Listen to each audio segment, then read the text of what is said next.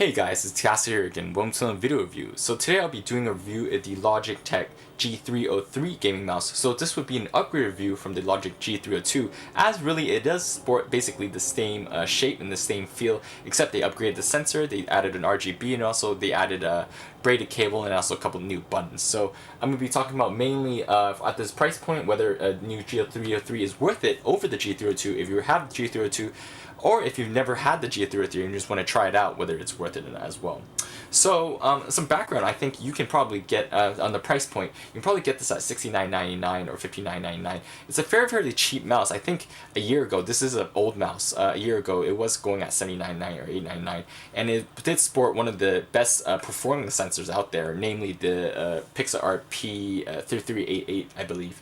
And because it's one of the sensors which was not publicly available. I mean, the one publicly available is the 3310. So this was the only mouse at the time, I think it was 6-7 months ago when it was released, or a year ago, that did support this sensor. So definitely in the sensor upgrade area, it performs extremely well. There's no problems with the max tracking, and definitely at the higher DPI settings, it tracks quite well. So with the DPI, they changed from the older AM010 mouse, which did have to it was called like it used the same sensor as like the G402, the Hyperion.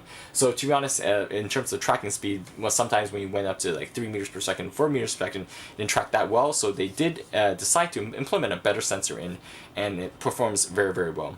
In terms of the shape, if you've used the G302 before, it's basically the same shape as that. So you can see it's a fairly small mouse. It's a little bit heavy actually. It's actually 87 grams for a small mouse. I guess it's relatively light, but I think it's still, you would feel a little bit of the weight. It has an awkward shape. I think that's the main thing that people complain about the G302.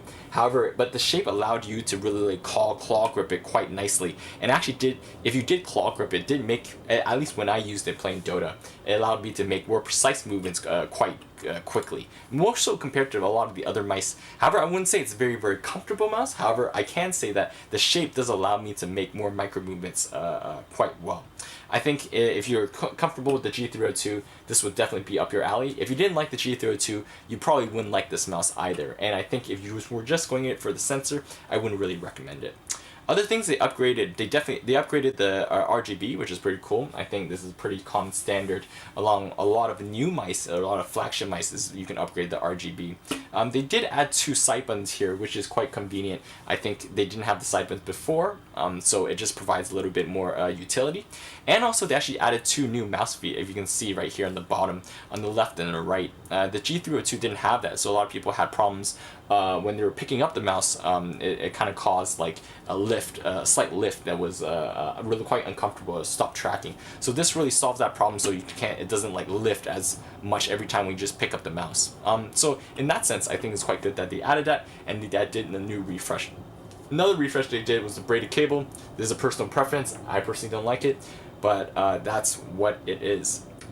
Overall, for its upgrade for $69.99, I think I pretty much talked about everything in terms of an upgrade. If you like the G302, this would be up your alley. If you didn't like G302, this won't be up your alley. And if you've never used the G302 or the 303, this is a very good performing mouse at a pretty good price point. However, the shape is something that I would highly recommend you trying it out, because the ambidextrous shape, and also it's a fairly small form factor, and really not be for you, and a lot of people have complained about it. So hope you guys like the G303. I think personally it's a fairly, I mean, in terms of performance, it has helped me perform quite well. However, I wouldn't say it's the most comfortable mouse compared to maybe the rival, not the rival, sorry, the Munich Caster, which is I put in a very similar, I guess the smaller form factor I guess category. And also with the rival, for example, the Rival 100, which is slightly newer, not also that new, but I just bought it recently, so I'll be doing a review on this mouse. It's probably not as comfortable as the Rival 100 either. So hope you guys liked that video review, and stay tuned, because I'll be doing a review of the Final Mouse 2015, and also hopefully the Rival 100 and 300 as well. So thanks for watching, guys, again. Hey guys, it's Takasta here again, welcome to another video review. So today I'll be doing a review of the Logitech G303 gaming mouse. So this would be an upgrade review from the Logitech G302, as really it does sport basically the same shape and the same feel, except they upgraded the sensor, they added an RGB, and also they added a braided cable and also a couple new buttons. So I'm going to be talking about mainly at this price point whether a new G303 is worth it over the G302 if you have the G302, or if